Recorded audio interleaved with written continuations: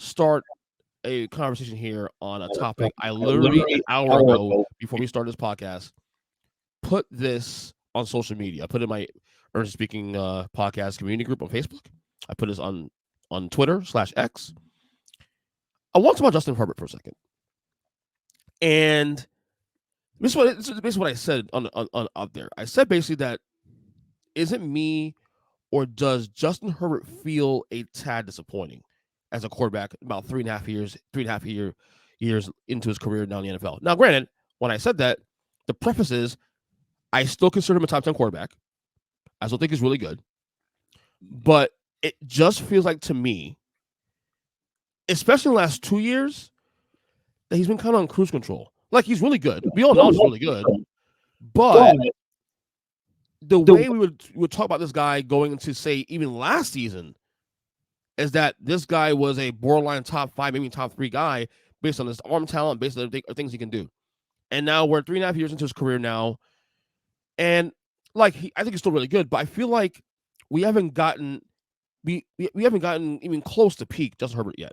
Am I wrong for saying that he feels a tad disappointing? So you're speaking a lot of terms that involve certainty and knowledge of things. For one, he's disappointing is the word. My response is, compared to what precisely? It's not that he was the number 1 overall pick, and it's not that he hasn't made his franchise look better than they would have without him. I feel pretty confident in that. And don't give me but Kyle, they could have drafted Patrick Mahomes second.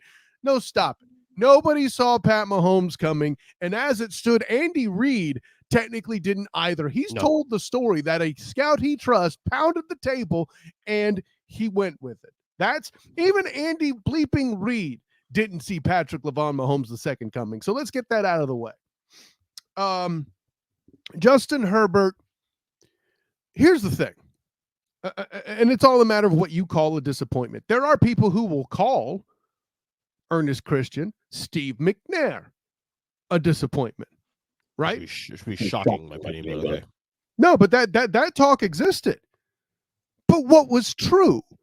He was stuck in what would eventually be an AFC South, but I think it might have been part of whatever division the Colts were in back then, where they were with it together, here nor there. They were back then. They were in the East, weren't they? The Colts, well, the Titans. I mean, it was the Easter schedule, but or right. Central. But here nor there. The punchline being, Steve McNair was also constantly playing in a division with Peyton Williams Manning. If you'll take as an example, they shared a co-MVP one year. Not good enough for an example? How about Peyton Williams Manning being known as a choke artist for an extended period of time because he lived in a world where Bill Belichick was allowed to cheat, foul the hell out of receivers, and Tom Brady rendered the spoils. Right? Mm-hmm. All about where you have the line. Are the Chargers better with him than without him? Should they replace him? The answer is an emphatic no. So I don't. Absolutely. Well, question. Right. So now, from the standpoint of we constantly think the Chargers will make the playoffs, yes, that's disappointing. I suppose if I were doing my mid-season award show with Mikey Byrne this week, upcoming here on the Student of the Game podcast, bing, which will also feature a simulcast with the Duval Dive, bing, because, you know, the Jags are playing Thursday night in New Orleans, and I will be writing that game up on Thursday night for the Jaguar Report. Bing! Wow, this was a great move by me marketing-wise to bring up the past AFC South. Anyways, also dropped an article on the three-point conversion, by the way, Ernest Christian on the Jags. Bing! Did you really? Nice. You're busy, man. I told you, busy man, brother. Hey, yeah, well, let's hope it renders something one day. Yeah. But, and then AFC South, I have to mention tonight on Tuesday, as this records, my debut with Pro Sports Fans as a media caster as we do an AFC South roundtable. Bing! Check that out on the PSF app, where you can go in there and basically do a sports version of Twitch there. You could kind of see people doing watch-alongs with you. So if you want to see somebody who's as cool or as funny as me doing a Manning cast, check that out. Anyways, all of that,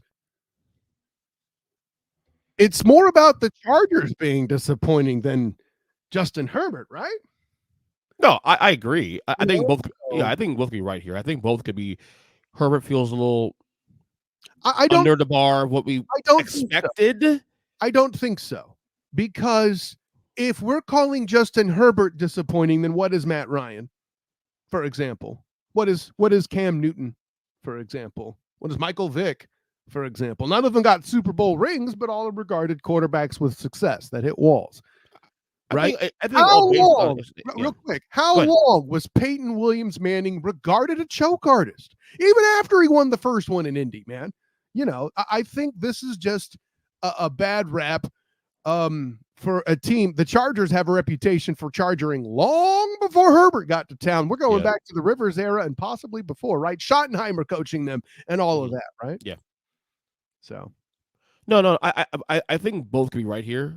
I think you can feel, and this is all really based on expectations anyway. On Right. one expectations, if you think, like, again, everybody's talking about Herbert being the next guy. Like, we're talking about like 2 years ago, everybody's saying, well, we're gonna have this Mahomes and Herbert battle in the division AFC West for the next like 10, 15 years, and certainly, the Chargers have been solid, decent, but I think both can be right here. I think that a lot of it has to do with the fact that the Chargers just a bad franchise, poorly run, have a horrible coach, in my opinion, who I've been saying for the last 2-3 years now on this podcast that he stinks.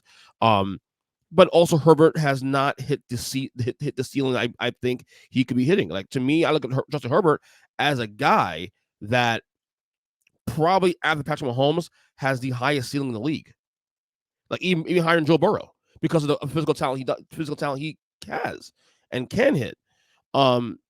So I'm not saying he's bad. Chargers fans, or one Charger fan that's out there, we saw last night on the broadcast. I don't know if you saw the game last night. That Asian woman that was like reacting every single time they scored. I'll put it this way: I saw part of it, and I did see her picture. There. Right, but my point is, like, we can feel. I do think it's a two-way thing, and I think both things will be right here. Like, yes, it's a little slightly underwhelming in a sense, expectations, but and also he's really in a bad situation. If you think about it, because the Chargers they're not well run. They're not historically. Yeah, and it continues today.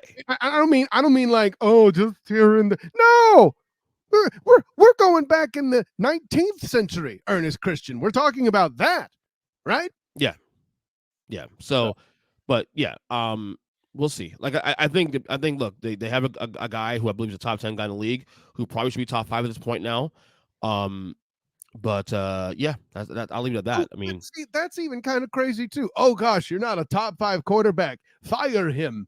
No, listen. There's a reason why the Spanoses, for all their cheapness, locked it down for Herbert. Herbert's the answer. Okay, what you need is a guy who can actually coach a damn quarterback to come in, take care of business. I don't care if it's an offensive coordinator, although that probably won't be since Kellen Moore has already done that. I don't care if it's a new head coach, which I know you've been banging the table for at least 2 or 3 years. Mm-hmm. So how can we say that at this point, you especially, Ernest Christian, for all the fact that you've been banging on coaching ever since Herbert set foot in the franchise, how can you call him a disappointment? Every quarterback, except for potentially Aaron Charles Rodgers, is known for having a, quote, great coach with him. And Mike McCarthy's been falling under more question. Matt LaFleur, we're still wondering about, right? Mm-hmm. So name me another quarterback, not Aaron Charles Rodgers, that isn't known for a famous coach. Hell, even your boy Sims, who wasn't that great of a quarterback. Phil Sims? Yeah. Had this fancy guy. Maybe you know his name. Parcel? Let me mail you an answer. See what I did there with Parcel? Yeah, I like it. Parcel, yeah. Bill Walsh is an all-time great. And you get Brandon Staley. Congratulations, Justin Herbert.